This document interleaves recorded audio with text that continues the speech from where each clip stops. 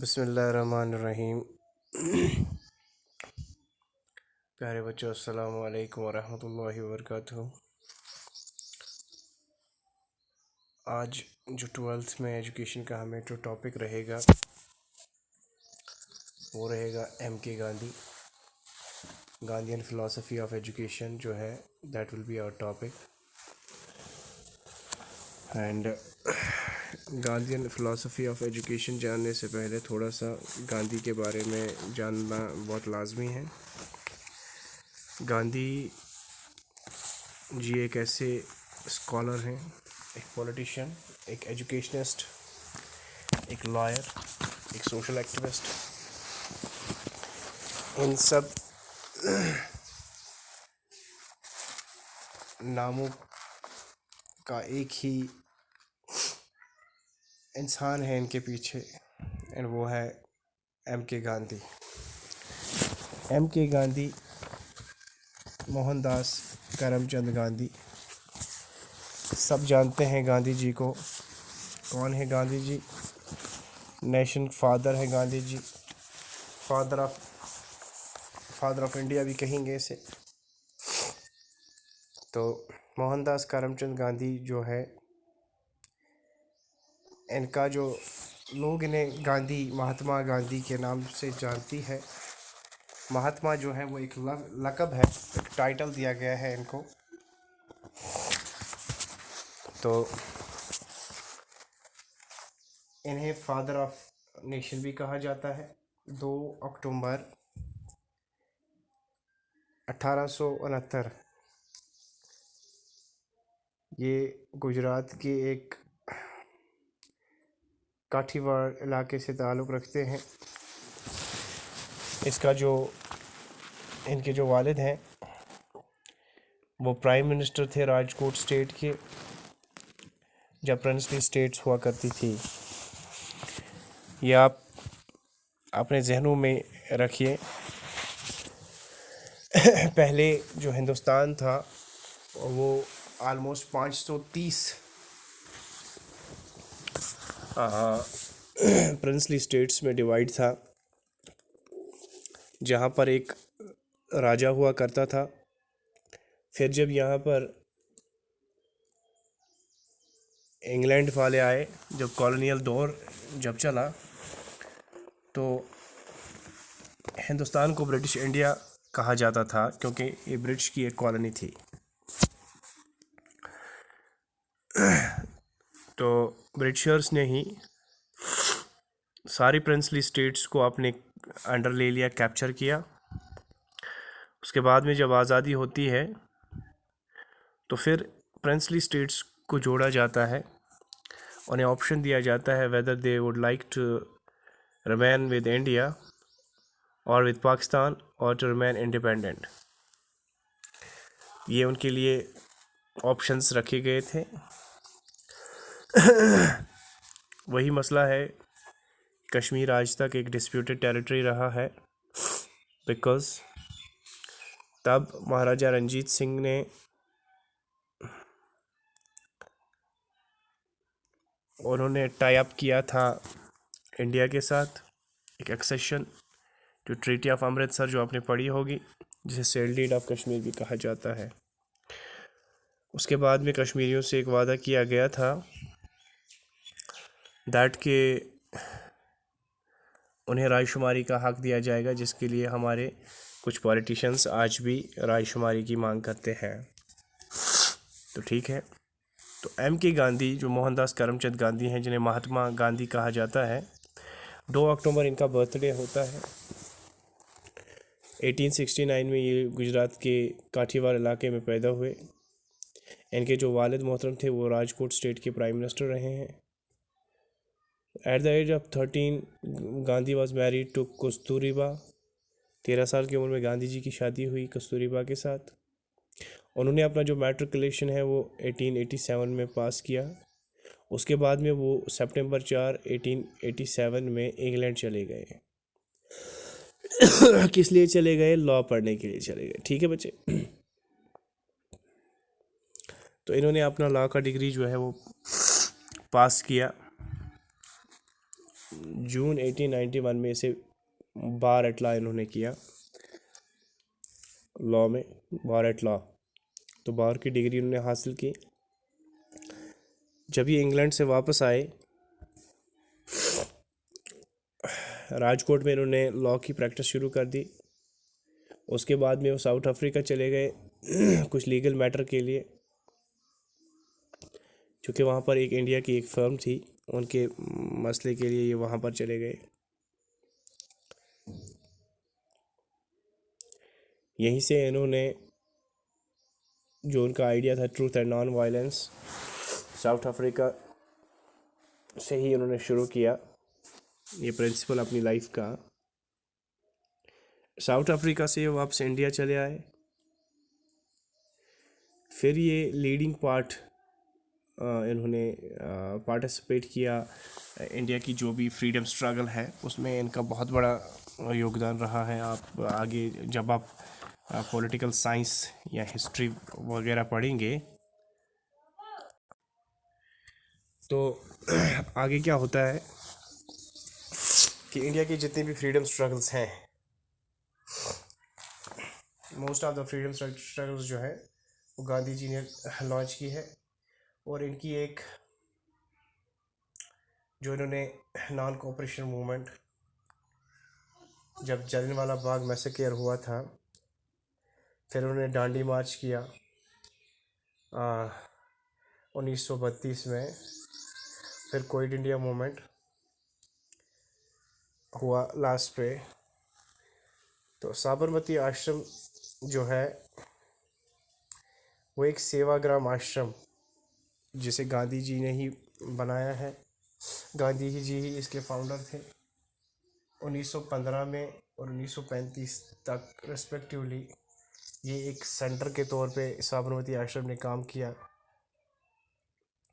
जो भी इसकी एजुकेशनल, जो गांधी जी की जितनी भी एजुकेशनल एक्टिविटीज़ थी उनमें।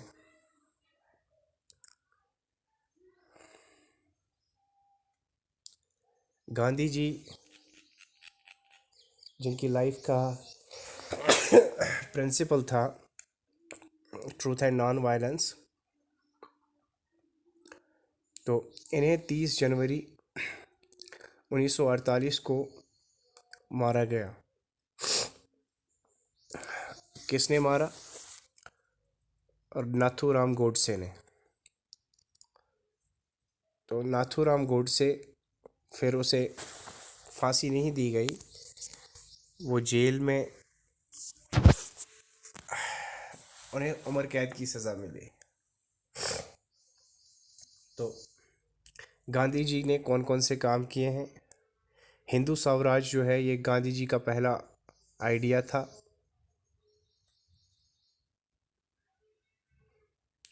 तो ये चाहते थे कि हिंदू स्वराज बने, ये इनका पहला काम था।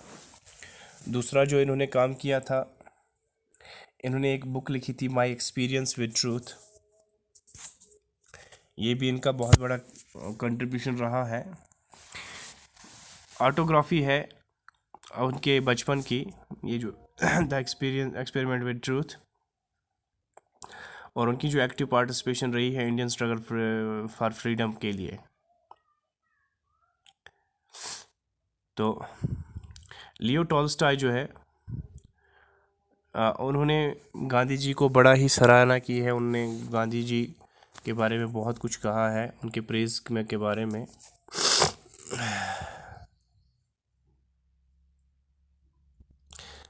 तो उनकी जो जनरल फिलॉसफी है महात्मा गांधी की, वो है फर्म फेथ इन गॉड। जैसे like all idealists, Gandhi ji had firm faith in God. Gandhi ji का भी गॉड पे भरोसा था। तो गॉड को हर एतबार से सुप्रीम रूलर मानते थे। ट्रूथ और लव पे बिलीव करते थे, एथिक्स और मॉरलिटी पे बिलीव करते थे। तो वो इन चीज़ों को ही source of light and life मानते थे। तो वो कहते थे कि God is the creator, dissolver and recreator. God ही बनाने वाला है, बिगाड़ने वाला है और दोबारा से फिर से बनाने वाला है। तो hence he advised to have a living faith in living and absolute God. The ultimate aim of life should be the realization of God. इंसान की जो ज़िंदगी का जो मकसद होना चाहिए वो ये होना चाहिए कि वो अपने रब को पहचाने, अपने पैदा करने वाले को पहचाने. तो ट्रूथ, गांधी जी बोलते थे God is truth and truth is God. सच्चाई भगवान और भगवान सच्चाई है. ये इस पे ये ज़्यादा बिलीव करते थे और ये कहते थे कि truth is the inner voice. Truth जो सच्चाई है वो अंदर की आवाज़ है इंसान की, उसके भीतर की आवाज़ है. It is the call of conscience. सच्चाई क्या है? ये आपका ज़मीर जो आपको बोलता है. He wanted to realise truth himself. उसने खुद भी सच्चाई की खोज की थी खुद में.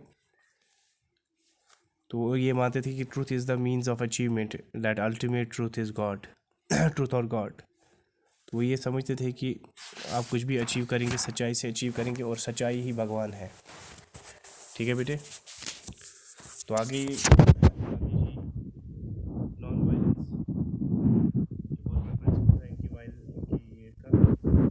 अक्सर आपने सुना होगा गांधी जी ने कहा है अगर कोई आपके दाहिने गाल पे मारे तो उसे बाइना गाल भी दे दो.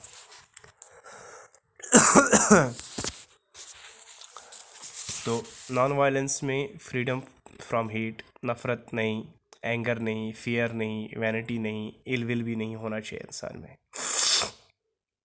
तो non violence is the prefer to violence because of the following 5 reasons. तो सबसे पहले इन्होंने कहा था कि नॉन वायलेंस जो है इट प्योरीफाई स्पिरिट. ये इंसान के अंदर की जो ज़मीर है उसको साफ़ करता है. महात्मा गांधी की ही कहना है कि नॉन वायलेंस जो है उसको prefer to violence because of the following. कब नॉन वायलेंस इखलात करती है? क्योंकि इसके 5 रीजंस हैं. More effective, non violence proves to be more effective than violence. अगर आप नॉन वायलेंस पे भरोसा रखते हैं तो ये वायलेंस से ज़्यादा जो है इफ़ेक्टिव हो जाती है. ये ऐसी बात है कि कहीं पर आपके दोस्त आपस में झगड़ रहे होते हैं, उन्होंने एक दूसरे का गिरेबा पकड़ते हैं, तो एक तीसरा आदमी आकर नॉन वायलेंस का रुख इख्तियार करता है, उनके बीच में सुलह करवाता है. उसकी बात में भी दम होता है, तो दोनों मानते हैं. और moral principles, moral and spiritual principles, ये उन्होंने अपनाया था ये फंडा लाइफ का. तो accordance with reality, love and non violence are the accordance. जब आप लव करेंगे किसी के साथ, नॉन वायलेंस इख्तियार करेंगे, तो ये सारा क्या होता है? ये आपको रियलिटी से मिलता है. जब आप रियलिटी गले लगाएंगे, सच्चाई को गले लगाएंगे, तो ये चीज़ें आप में आ जाएंगी. Non violence shakes opponents will. जब आप नॉन वायलेंट होते हैं तो जब आप कोई आप पे प्रहार करने या आप पे हमला करने आता है, वो खुद ब खुद शर्मिंदा और परेशान हो जाता है. तो प्योरिफिकेशन ऑफ स्पिरिट, उसने कहा है नॉन वायलेंस से आपका जो स्पिरिट है वो प्योरीफाई होता है, साफ़ हो जाता है. तो जो नॉन वायलेंट इंसान हो उसे तपस्या करना पड़ता है.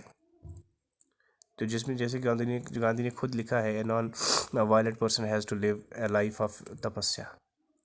उसे घोर तपस्या करनी है.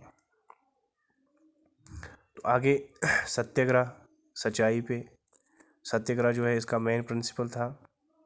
स्पिरिचुअल नेचर ऑफ इंडिविजुअल का स्पिरिचुअल नेचर कैसा होना चाहिए? दैट शुड बी डिवाइन, साफ होना चाहिए. Man is a spiritual being, therefore the aim of the individual must be spiritual and not material. ये मटेरियल वर्ड को वो नफ़रत करते थे, वो स्पिरिचुअल वर्ड पे ज़्यादा बिलीव करते थे. तो लव पे बिलीव करते थे, love for mankind. Love is the essence of morality, ये उन्होंने लिखा है. No morality is possible without, आपके कोई भी अखलाक जो है आप प्यार के बिना प्रूव नहीं कर सकते खुद को एक मॉरल इंसान. तो कॉन्सेप्ट उसने दिया था, concept of spiritual society. Spiritual society में उसने क्या कहा था? उसने कहा था कि सोशल एक्सप्लॉइटेशन नहीं होनी चाहिए, पॉलिटिकल एक्सप्लॉइटेशन नहीं होनी चाहिए, इकोनॉमिक एक्सप्लॉइटेशन नहीं होनी चाहिए, रिलीजियस एक्सप्लॉइटेशन नहीं होना चाहिए. तो ये चीज़ों से सोसाइटी को आज़ाद रखना है. ये तभी होगा जब आप स्पिरिचुअल सोसाइटी का कॉन्सेप्ट अपनाएंगे. ठीक है.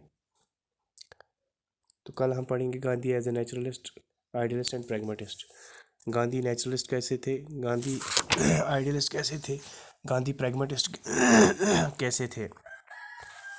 तो अभी तक हमने सिर्फ गांधी जी के बारे में पढ़ा,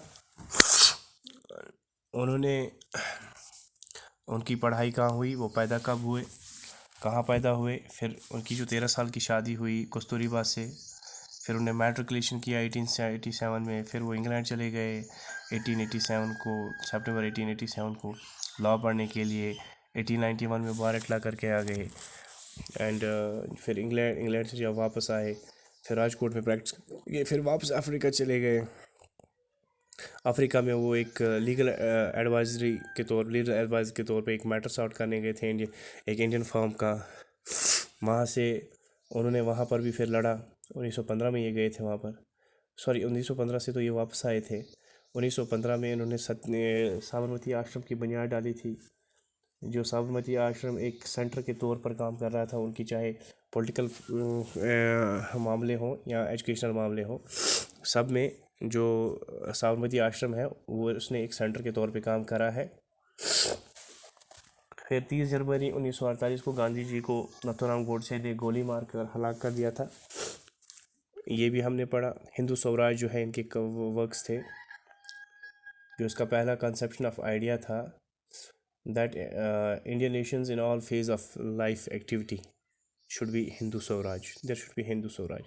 तो माई एक्सपीरियंस विद ट्रूथ इन्होंने लिखा था, अपना एक ऑटोबायोग्राफी लिखा था, उसमें इन्होंने अपनी चाइल्डहुड की दास्तानें कई जो लास्ट में जब वो बड़े हुए और स्ट्रगल ऑफ फ्रीडम जब इन्होंने की तो तब की उसमें दास्तानें हैं। तो उनकी जो जनरल फिलासफी थी वो that was firm faith in God, और इस चीज़ पे बिलीव करते थे, ट्रूथ पे बिलीव करते थे, वो नॉन वायलेंस पे बिलीव करते थे, सत्याग्रह पे बिलीव करते थे, स्पिरिचुअल नेचर ऑफ इंडिविजुअल इस चीज़ पे भी ज़्यादा बिलीव करते थे। कॉन्सेप्ट ऑफ स्पिरिचुअल सोसाइटी का कॉन्सेप्ट भी था उनका। इस पे गांधी जी जो है वो बहुत ज़्यादा बिलीव करते थे। तो ये सब चीज़ें हमने अभी तक देखी कि गांधी कौन थे, क्या मकसद था इनकी ज़िंदगी का, और क्या करना चाहते थे। तो इस तरह से ये टॉपिक भी हमारा आज का कंप्लीट हो गया। मुझे उम्मीद है कि आपको ये समझ आ गया होगा इंशाल्लाह। अब जो है कि हमारा आहिस्ता आहिस्ता हमारा सिलेबस भी अब कंप्लीट होने जा रहा है। मुझे उम्मीद है कि हम बिल्कुल टाइम पर जो है अपना सिलेबस इंशाल्लाह कंप्लीट करेंगे। ये पॉपुलेशन एजुकेशन हमने ख़त्म करा, आज हम एजुकेशन थिंकर्स पढ़ रहे हैं।